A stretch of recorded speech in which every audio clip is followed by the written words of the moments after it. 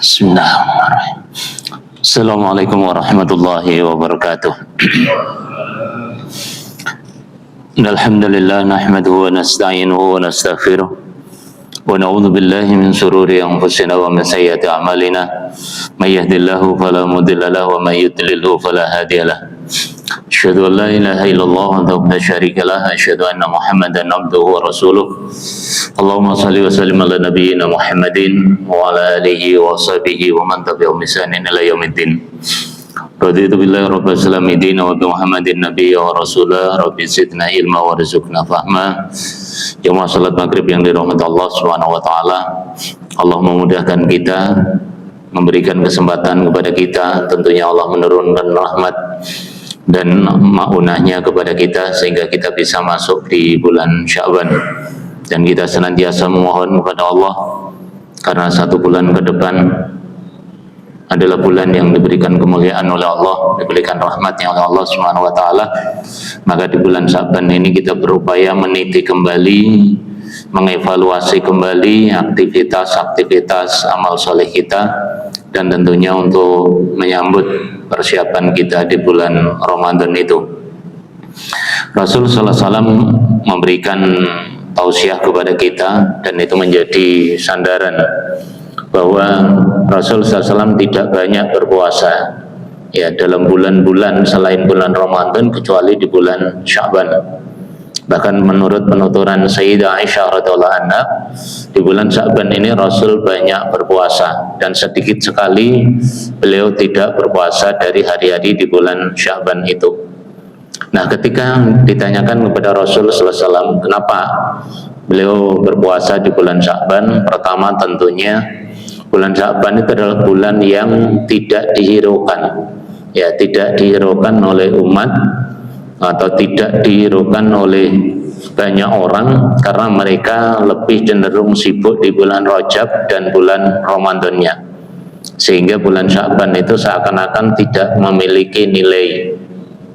Padahal Rasul menyampaikan di bulan Sya'ban itu Rasul banyak berpuasa karena di bulan Sya'ban itulah amaliyah manusia dilaporkan kepada Allah Subhanahu wa taala, sehingga Rasul akan bahagia, Rasul akan senang di saat amaliyah itu dilaporkan dalam kondisi beribadah, dalam kondisi berpuasa.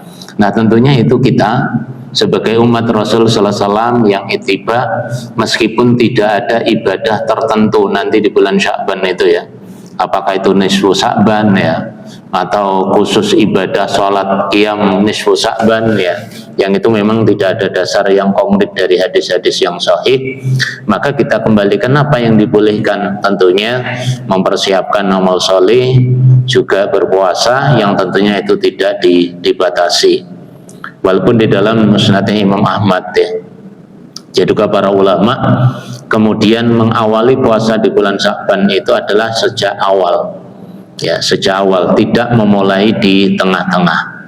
Lalu apa yang bisa dilakukan? Boleh puasa Daudnya, boleh puasa Senin Kemisnya, atau yang penting dia banyak berpuasa di bulan Sya'ban itu.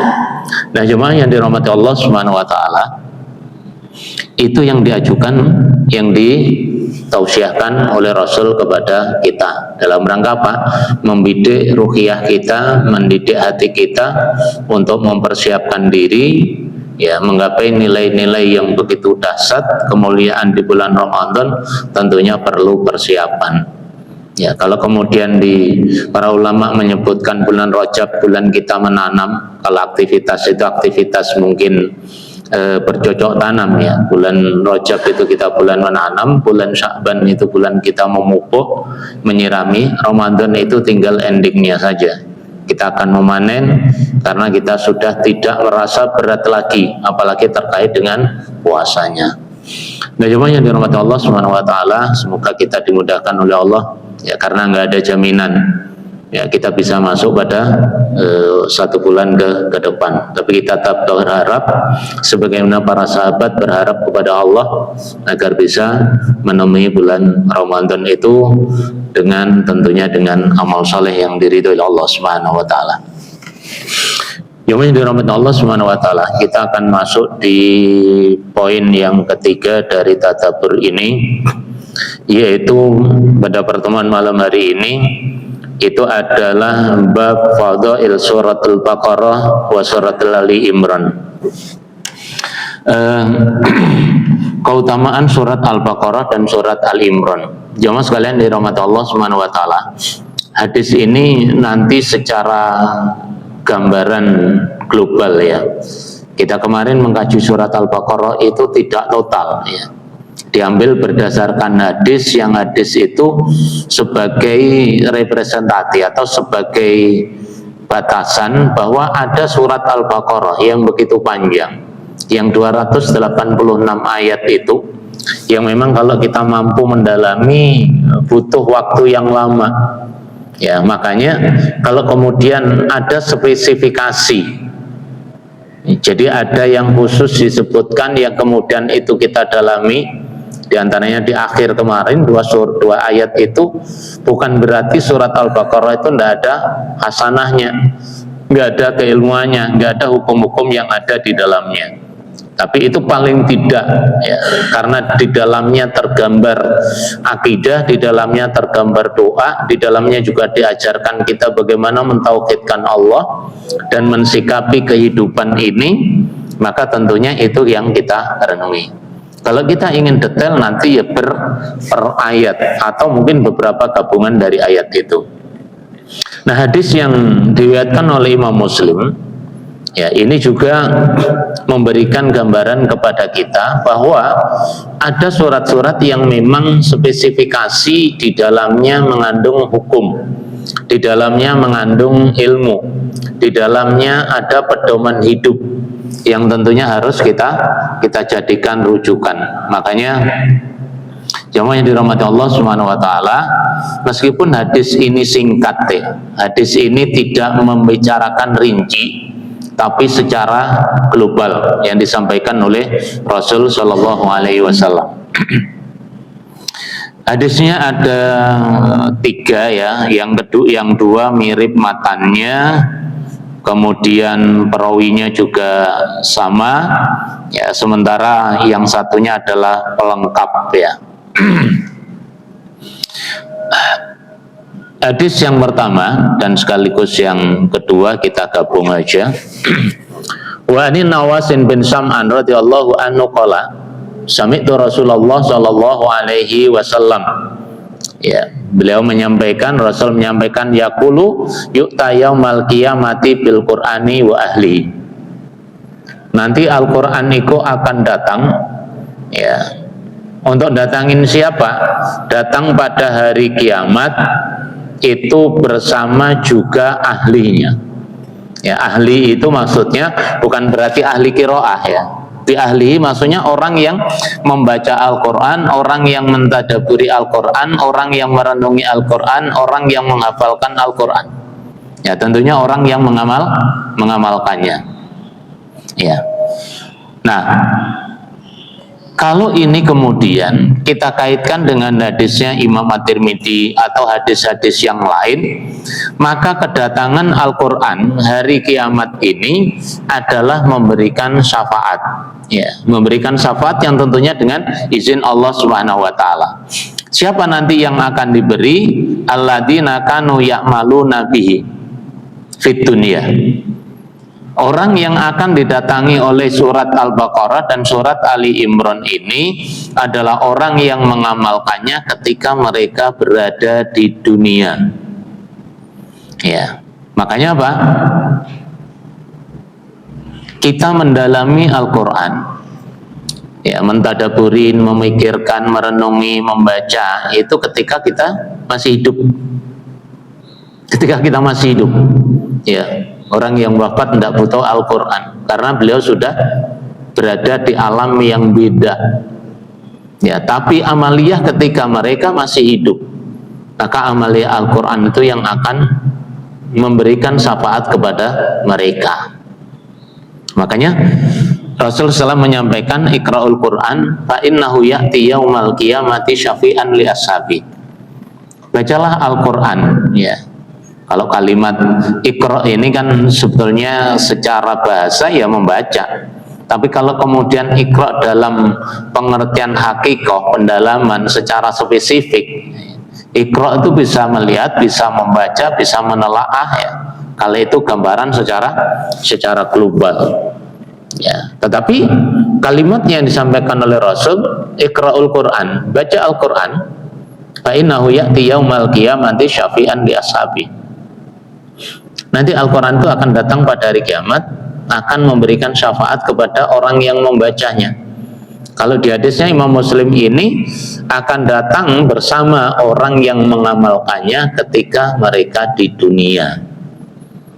Nah, kemudian disebutkan suratul Baqarah wa Ali Imran. Artinya taktumuhu, yang nanti akan mengawal ya, akan datang di awal itu bukan Al-Fatihahnya, tetapi yang awal itu adalah surat Al-Baqarah dan surat Ali Imran. Sebagai apa dia? Tuhajani an sahibihima, sebagai hujah bagi orang yang membacanya, sebagai saksi, sebagai dalil. Nah, yang dirahmati Allah Subhanahu wa taala, Imam An-Nawawi, beliau adalah penulis kitab Riyadhus Shalihin, bahwasanya yang pertama menyebutkan, karena di bab itu Nawawi menulis bab tersendiri tentang Fadhailul Quran. Nah, Al-Quran itu sebetulnya meskipun itu bagian dari wahyunya Allah, tetapi karena diizinkan oleh Allah Subhanahu wa ta'ala nanti memberikan syafaat, memberikan bantuan kepada orang yang membacanya, meskipun itu benda, maka yang kita pahami, yang kita yakini bukan bentuk teksnya, bukan bentuk tulisannya, tetapi adalah sejauh mana Al-Quran itu kita jadikan sebagai pedoman, sebagai sandaran di dalam kita beramal, di dalam kita beramal, di dalam kita beribadah. Nah, oleh karena itu wajar ya kalau kemudian itu menjadi rujukan dan akhirnya memberikan syafaat kepada pembacanya. Kemudian yang kedua, kenapa ini surat Al-Baqarah dan surat Ali Imran? Karena dua surat ini ya mas sekalian, itu suratnya kan yang memang ayatnya banyak ya, 286 plus 200 ya. Artinya apa? Dari ayat-ayat yang ada itu pertama kaya tentang hukum syariah. Jadi kalau kita mau runtut ya, Al-Baqarah itu selain menjadi masyadirut tasrih, sumber dari hukum, di sana itu juga pondasi-pondasi terkait dengan hukum syariah itu ada. Ya. Tentunya di sisi lain kandungan-kandungan surat Al-Baqarah juga cukup banyak gitu. Tapi ini karena didahului dengan kalimat taqdumuhu suratul Baqarah, kandungan hukum di surat Al-Baqarah dan surat Ali Imran itu cukup banyak, surat misalkan perintah puasa, perintah sholat ya, perintah sholat berjamaah, warka'u ma'ar raki'in ya, itu konsep syariahnya ya, walaupun itu tetap secara global. Begitu pula surat Ali Imran. Jadi kewajiban-kewajiban yang menyangkut syariat Islam itu terdapat dalam dua surat itu cukup banyak, prosentasenya lebih besar.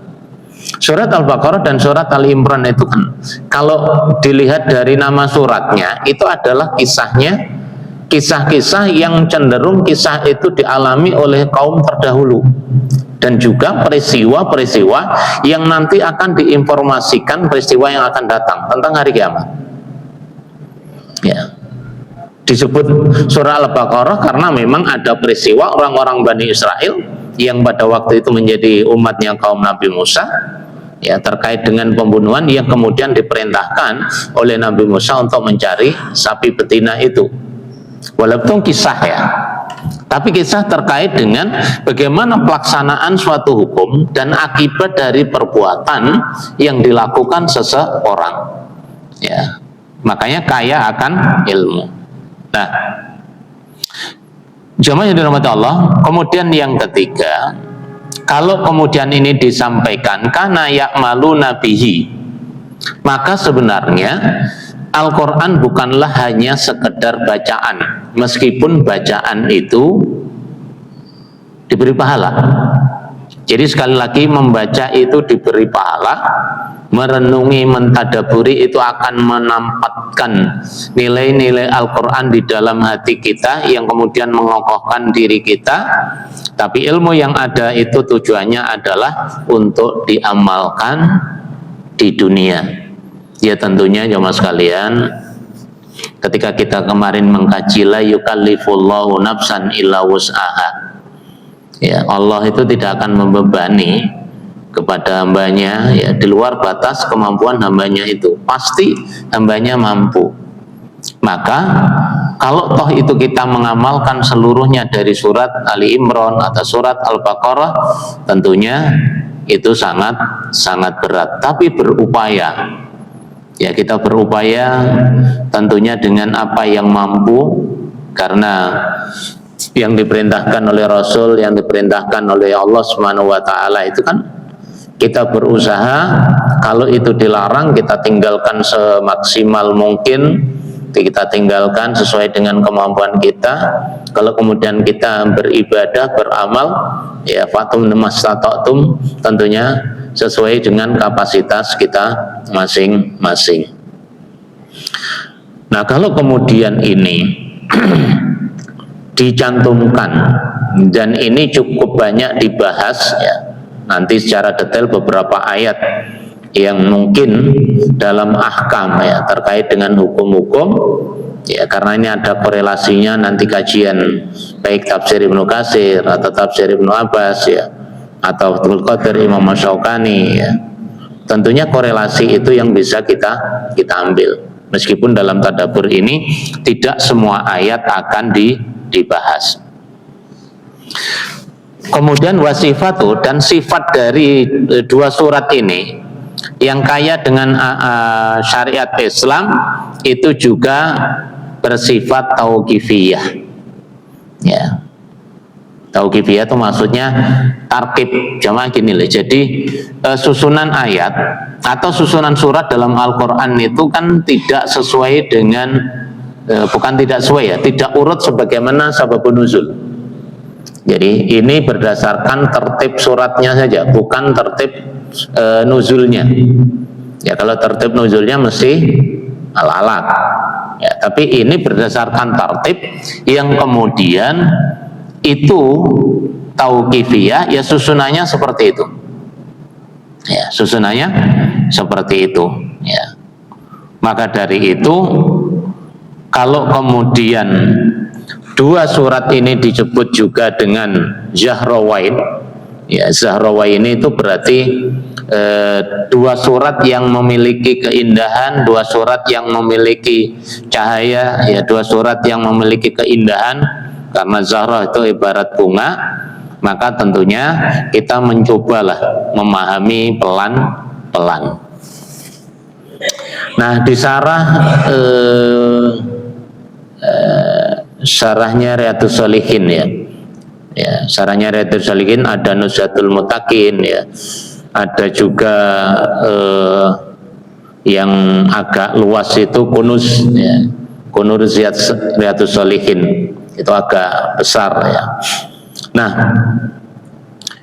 kenapa ini kemudian disampaikan? Karena memang tataran kehidupan ya, tataran kehidupan nanti bisa dilihat ya, dilihat di sana. Kita awal saja ya. Awal surat Al-Baqarah kita tahu ya bagaimana kita mengimani tentang Al-Quran, bagaimana kita mengimani tentang arkanul iman. Setelah Allah menyebutkan alif lam mim, dzalikal kitabul la raiba fi hudal lil muttaqin, itu jelas sebagai sudah dasar konkret bahwa Al-Quran itu sebagai petunjuk. Belum lagi Allah ayat-ayat selanjutnya menjelaskan tentang kriteria orang yang beriman, orang yang muflihun, orang yang sukses. Kemudian kriteria orang kafir. Setelah orang kafir selesai, kriteria orang-orang munafik. Ya. Setelah itu kriteria terkait dengan bagaimana sikap kita terhadap Al-Quran dan seterusnya ya sekalian. Maka kalau itu kemudian didalami, maka akan menjadi hujjatu alaihim, ya, menjadi hujah bagi kita. Ya, kriterianya orang munafik itu bagaimana sih? Kriterianya orang kafir itu bagaimana? Kemudian kehidupan di zaman itu bagaimana orang menolak Al-Quran? Itu di Al-Baqarah detail ya. Nah, sementara di Ali Imran yang dikenal adalah keluarga Imran ini ada peristiwa-peristiwa jemaah sekalian yang memang menjadi dorongan bagi kita. Ya, diantaranya adalah ada surat yang memang itu pengingat kepada kita, Ashabul Kahfi misalkan. Itu mengingat agar kita peristiwa Ashabul Kahfi secara sirah. Al-Baqarah peristiwanya Bani Israel. Ali Imran terkait dengan keluarga Imran, bagaimana karakternya dari keluarga Imran itu sehingga dimuliakan oleh Allah Subhanahu wa Ta'ala. Nah, karakter-karakter itu yang muncul, yang kemudian diabadikan sebagai nama surat, meskipun nanti beberapa surat berbeda namanya. Surat Al-Isra mungkin surat Bani Israel, ya. Ada surat Ghafir, ya, surat Al-Mu'min. Ada surat Al-Baro'ah yang disebut dengan surat At-Taubah, atau surat Al-Masad, ya. Itu kan nama yang diambil dari kandungan yang ada di dalamnya. Nah, jemaah sekalian yang dirahmati oleh Allah Subhanahu wa Ta'ala, maka siapa yang mengamalkan di dunia, maka Al-Quran akan datang memberikan jaminan kepadanya, ya, sebagai hujah, yang dengan hujah itu Allah akan memberikan pertolongan terhadap orang-orang yang membacanya, mentadaburinya, lebih-lebih mengamalkan. Waqala Muhammad bin Ishqa, ya, Muhammad bin Ishqa ini beliau menyatakan, ya, bahwasanya yang dimaksud ini hanya tambahan ya dalam penjelasan itu, yang dimaksud dengan keluarga Imran itu adalah keluarganya Maryam alaihissalam. Jadi keluarga Imran itu kan keluarga orang-orang yang dimuliakan oleh Allah Subhanahu wa Ta'ala. Maryam adalah orang yang disucikan, wanita yang disucikan, ya, oleh Allah Subhanahu wa Ta'ala, yang kemudian itu diabadikan sebagai nama Imran bin Ba'syam bin Ma'sya bin Hazik, ya. Itu adalah dzurriyyah, ya, keturunan dari Sulaiman bin Daud. Nah, ini sirah aja jemaah sekalian. Jadi keluarga ini, keturunan dari Nabi Sulaiman bin Daud ini, maka diabadikan karena di sana ada Maryam, wanita yang disucikan oleh Allah Subhanahu wa Ta'ala, yang darinya lahir seorang rasul yang juga agak berbeda peristiwanya dengan rasul-rasul yang lain. Nah, jemaah sekalian yang dirahmati oleh Allah Subhanahu wa Ta'ala, Waqala Ibnu Katsir, kemudian Imam Ibnu Katsir itu menyampaikan kisah gini. Orang-orang terdahulu, ya, orang-orang terdahulu itu kaitannya dengan orang-orang Bani Israel, ya. Orang-orang terdahulu itu gembira, punya keinginan kalau kemudian dia punya anak yang lahir yang kemudian nanti ikut beribadah, ya, ikut berjuang memakmurkan Baitul Maqdis. Jadi menurut tuturan Imam Ibnu Katsir bahwa mereka gembira kalau putra-putranya itu menjadi orang-orang yang kalau sekarang bahasanya mungkin marbot, ya. Bahasa marbot itu kan seakan-akan bahasa yang rendah, ya. Ikut memakmurkan lah, mu'ammirul masajid, memakmurkan masjid-masjid.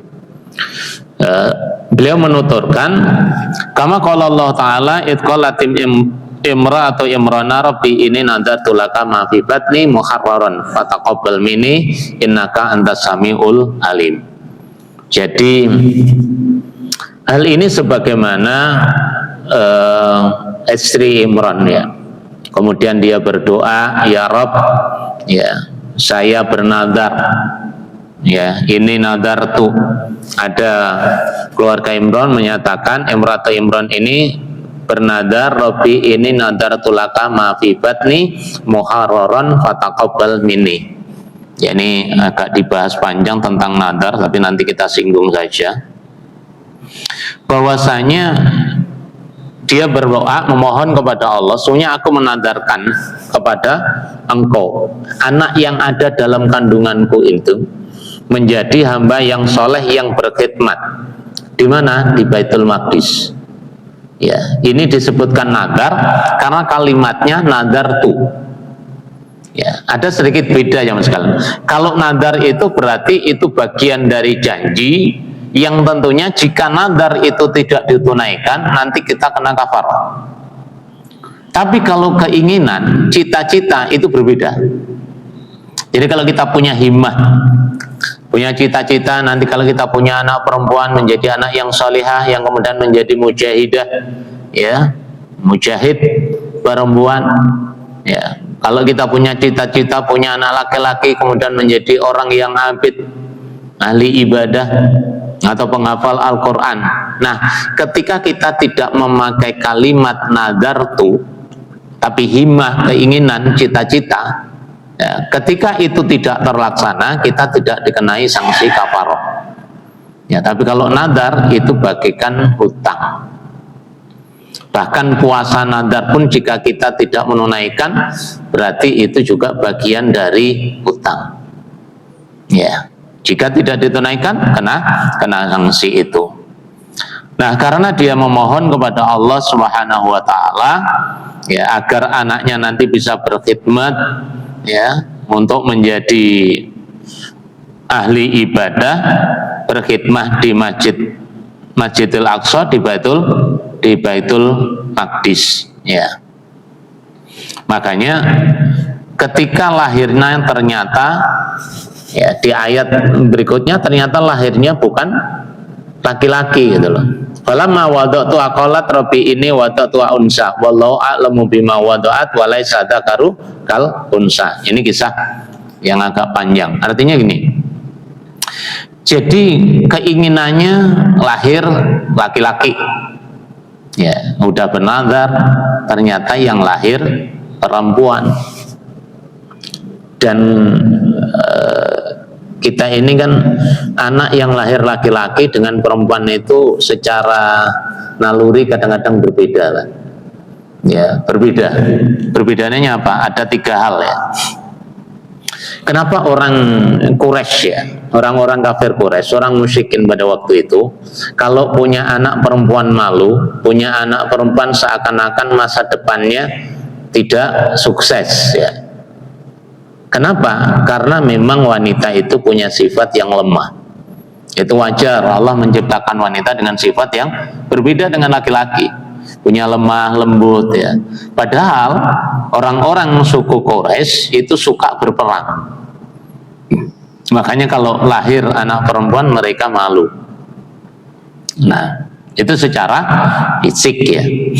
Nah, yang kedua, kalau di zaman jahiliyah wanita itu tidak ada harganya, bahkan bisa diwariskan. Ya, di kita kadang-kadang berpikir, ya duwe anak wedok, punya anak perempuan dididik sampai besar, setelah besar ikut siapa Pak? Ikut suaminya. Dan bentuk ketaatan itu berpindah. Yang seharusnya birrul walidain, anak perempuan itu wajib berbakti kepada orang tuanya, taat kepada orang tuanya. Tapi ketika sudah nikah, itu adalah taatnya berpindah kepada suaminya. Ya, bahasanya kita apa? Hilang ya, digawa segondol sing lanang. Ya sebetulnya itu hanya proyeksi yang kadang-kadang oh ternyata duwe anak wedok iku mari ngono ilang ya, mawar. Yang ketiga itu tidak punya hak nasab. nasab itu kepada laki-laki, Pak.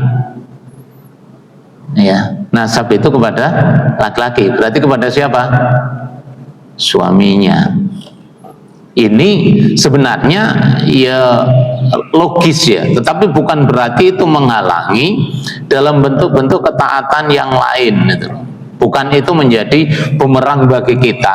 Karena selama dia baik, ya, anak kita perempuan atau laki-laki yang semuanya baik, soleh dan solehah, ya akan dikumpulkan kepada kita di saat nanti di surganya Allah Subhanahu wa taala. Tapi di ayat ini kemudian disebutkan, ya wallahu a'lamu biwada'at wa laisa dzakaru kal unsa. Ya pada dasarnya laki-laki dan perempuan itu punya perbedaan. Secara fisik oke. Tapi secara bentuk ibadah, ya kedua-duanya akan dinilai oleh Allah sama. Ya terkait dengan amal soleh lah ya. Terkait dengan amal soleh, terkait dengan aspek-aspek ibadah, ya dinilai oleh Allah di hadapan Allah adalah sama. Makanya kemudian lahirlah yang dalam rentetan ayat, kemudian lahirlah Maryam ya. Saya mencari kalimat Siti Maryam itu hanya di kitab, Pak. Ya di kitab-kitab itu tidak pernah disebut Sayyidah Maryam, itu tidak pernah ya. Disebut hanya Maryam itu aja. Qala ya Maryamu, enggak ada. Kita ini karena Siti itu kalau bahasa Jawa lemah, Pak ya. Siti tanah. Padahal kalau Siti itu singkatan dari Sayyidah. Kalau laki-laki Sayyid, ya. Tapi kalau perempuan adalah tidak. Kemudian terkena bahasa Jawa akhirnya Siti. Ya Siti Zulaika, Siti Aisyah, Siti Fatimah. Padahal Fatimatus Zahra, Aisyah itu Humairah. Tapi karena yang terkenal Siti, ya seakan-akan Siti ini jabatan. Tapi kalau diartikan bahasa Jawa, Siti itu tanah. Ya, okelah Sayyidah. Nah, jamaah sekalian yang dirahmati oleh Allah Subhanahu wa taala, yang kemudian wanita ini, Maryam ini dikisahkan dia lahir ya, dia melahirkan putra padahal tidak tersentuh oleh manusia sampai ujian dalam masyarakatnya ya. Kemudian beliau berada di mihrab sampai nanti lahirnya Isa alaihissalam. Nah, jamaah sekalian yang dirahmati oleh Allah Subhanahu wa taala. Ini yang kemudian peristiwa inilah yang kemudian diabadikan di dalam surat yang menjadi surat Ali Imran itu. Nanti bisa dibaca di 35 sampai 37 itu kan kisahnya. Kenapa ini kemudian diambil sebagai nama surat Ali Imran? Tapi jemaah sekalian yang dirahmati oleh Allah Subhanahu wa taala, kita nanti mungkin tidak fokus pada seluruhnya ya. Tidak fokus pada seluruhnya karena nanti ada kisahnya Zakaria, Yahya, panjang gitu Pak ya. Artinya peristiwa-peristiwa yang irasional, nggak masuk akal itu ya. Kisahnya Nabi Zakaria yang sudah sepuh, sudah tua ya, ototnya sudah nggak kuat, istrinya mandul, tapi punya ingin keturunan, ya ngadu kepada Allah Subhanahu wa taala, yang kemudian Allah mengijabahi, kemudian memberikan informasi Zakaria, inna nubasyyiruka bi ghulamin ismuhu Yahya, disebutkan sekalian namanya. Ya, Yahya itu kan berarti hidup. Jadi peristiwa-peristiwa yang irasional, tapi karena itu terkait dengan kekuasaannya Allah, ya bisa aja. Karena kalau kekuasaannya Allah nggak akan bisa menandingi, nggak akan bisa orang menghalanginya. Maryam yang tidak tersentuh laki-laki, tapi bisa hamil dan melahirkan, dan itu tidak akan terjadi di masa sekarang, nggak mungkin, Mbak. Ya. Dan Maryam bukan nabi. Berarti ada orang-orang yang memang disetting oleh Allah untuk menjadi rujukan. Ya, nanti Ibrahim itu detail itu. Bagaimana perjalanan Nabi Ibrahim secara kekeluargaan, secara aspek berdampingan dengan kekuasaan dan lain-lainnya. Nah, nama-nama inilah yang kemudian Kenapa di dalam surat Al-Imran itu kandungannya cukup besar? Ya karena ada peristiwa-peristiwa yang tidak mutatokal. Ya. Bahkan di ayat yang 44, karena nanti kita hanya akan bahas di ayat 190 ya.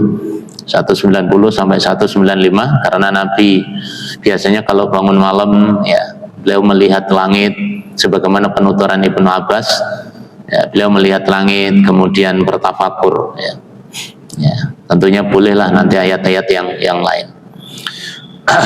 Sandaran-sandaran yang dijadikan kenapa kita harus suka mengkaji itu, dzalika min amba'il ghaibi tuji ilaik wa ma kuntu ladaihim idh yalqauna aqlamahum ayyuhum yakfulu maryam wa ma kunta ladaihim idh yahtasimun.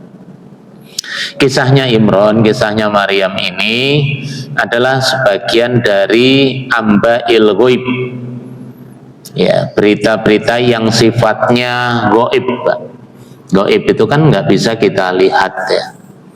Yang itu menjadi nuji ilaik ya. Itu menjadi taujih yang kalau dikaitkan dengan wahyu, bahwa kisah ini disampaikan oleh Allah kepada Rasul kita Shallallahu Alaihi Wasallam. Ya, wa ma kunta ladaihim ya ilqauna aqlamahu, padahal engkau Muhammad tidak hidup bersama mereka. Makanya dulu kita sampaikan, Al-Quran ini kisahnya bukan kisah yang tidak memiliki makna, bukan kisah yang kemudian terhapus. Kisah-kisah dalam Al-Quran itu berlaku sejak awal. Peristiwa yang lalu, kaum terdahulu, yang itu menjadi ibrah bagi kita yang hidup sekarang, bahkan juga ibrah bagi kehidupan di masa yang akan datang.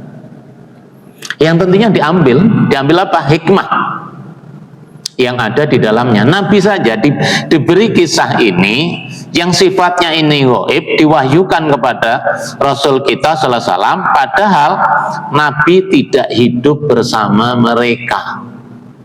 Ya, kalau kemarin mungkin dibahas tentang Isra Mi'raj yang di dalamnya Nabi ditanya oleh orang-orang Arab musyrik pada waktu itu, kalau engkau memang ke Masjidil Aqsa, tolong jumlah tiang-tiang Masjidil Aqsa itu berapa?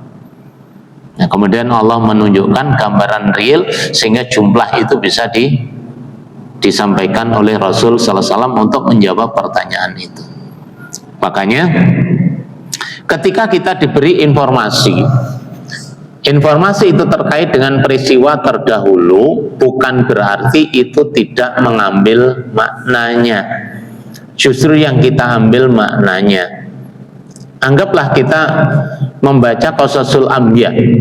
Ya, kalau kita mau merenungi Qasasul Anbiya itu banyak Pak yang bisa kita ambil, kita jadikan rujukan tentang konsep kehidupan ya. Bisa konsep daulah, ya, konsep negara, bisa konsep kehidupan, bisa konsep adat istiadat yang berlaku. Ya. Kaum terdahulu bukan kaum yang lemah, Pak. Ya, kaum terdahulu, umat Rasul terdahulu bagaimana tentang Iram, ya, bagaimana tentang Madian, ya, itu ternyata kaum-kaum yang memang pada waktu itu punya kekuatan yang sangat dahsyat, ya. Kaum-kaum terdahulu gunung aja dipahat, dibuat rumah, ngangkat batu dibuat bangunan. Artinya secara kekuatan sangat dahsyat. Ya, kecerdasan mereka dalam kondisi yang teknologi tidak berkembang seperti sekarang, tapi kemudian endingnya kenapa? Dihancurkan oleh Allah Subhanahu wa taala. Itu yang harus kita cari itu. Ya. Nah, jemaah yang dirahmati Allah Subhanahu wa taala, makanya kalau itu diinformasikan oleh Allah ya kepada Rasul Shallallahu Alaihi Wasallam, maka tentunya apa yang disampaikan oleh Allah terkait dengan kisah Maryam, walaupun disampaikan kepada Rasul juga kepada kita, ya, diambil hikmahnya, diambil inti sarinya. Ya, bisa dibaca secara detail nanti di kitab Al-Bidayah wa Nihayah ya. Nah, di sana kisahnya Maryam termasuk wanita-wanita yang dipilih oleh Allah Subhanahu wa taala.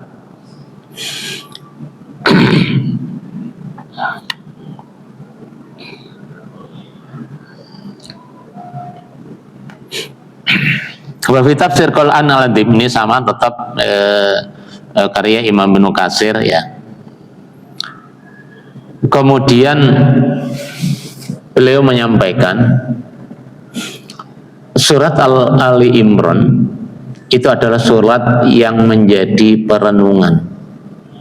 Ya, surat yang menjadi perenungan, menjadi tadabbur kita. Ya. Menjadi tadabbur kita yang karena di dalamnya ada hal-hal yang sangat penting. Ya, tentunya sangat penting nanti kita petakan ya sebagaimana poin-poin yang ada di sini yang itu sudah dikombinasikan dengan beberapa poin ya. Moga-moga nanti kita bisa memilih ya. Kalau yang dipilih mau yang akhir ya berarti surat Ali Imran yang ayat 190 mulai itu sampai akhir sebagaimana kita surat Al-Baqarah. Atau kalau mau yang tengah-tengah nanti kita ambil makna yang dari tengah-tengah itu ya, yang intinya artinya apa? Dekat dengan kehidupan kita ya, dekat dengan kehidupan kita ya, baik itu keluarga atau kehidupan kita bermasyarakat.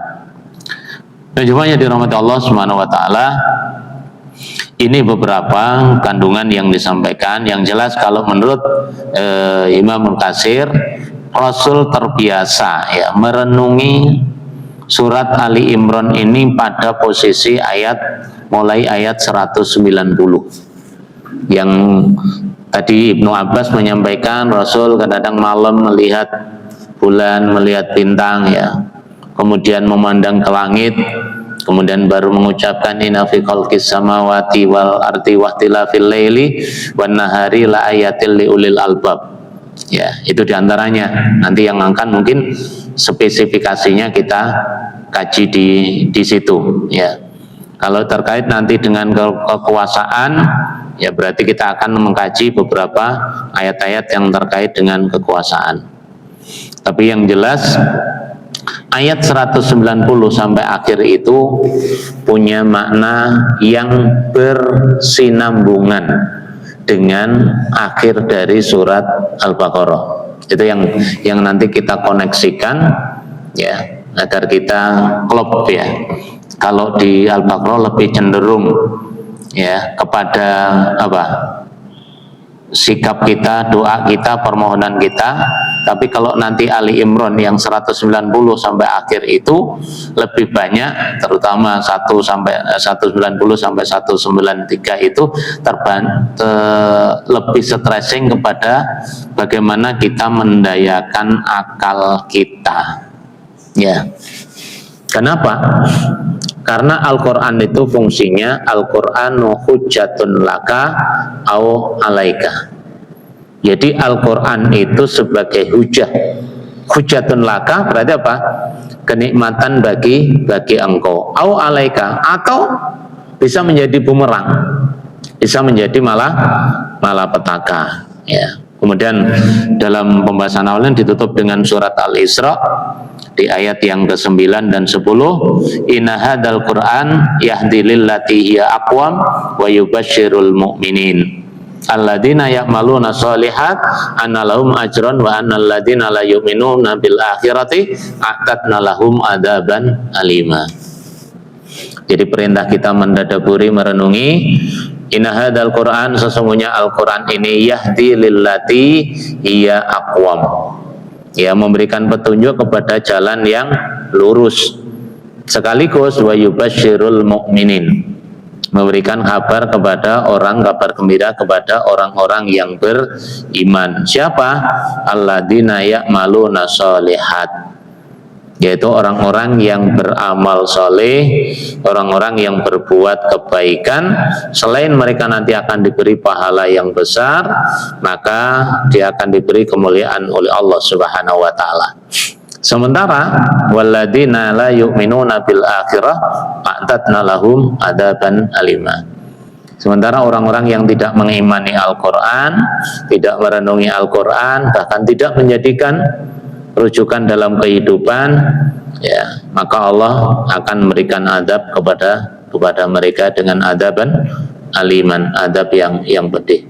Wallahualam, ini baru mukadimah ya, kita ambil ringkas. Kenapa kok surat Ali Imran ya? Karena memang di dalamnya banyak hasanah yang bisa kita ambil. Wallahualam, ini sudah Isya ya. Insyaallah nanti akan kita sambung pada pertemuan yang akan datang. Semoga Allah senantiasa memberikan semangat motivasi kita untuk membaca Al-Quran, merenungi, dan tentunya berupaya mengamalkan dari apa yang kita peroleh itu, dan Allah senantiasa membimbing kita di atas jalan yang benar, Shiratal Mustaqim, dan Allah akan memberikan syafaat melalui Al-Quran untuk kita yang membacanya dan merenunginya, sehingga makin kokoh, makin istiqamah di atas kebenaran. Subhanakallahumma wa bihamdik, asyhadu an la ilaha illa anta, astaghfiruka wa atubu ilaik. Assalamualaikum warahmatullahi wabarakatuh.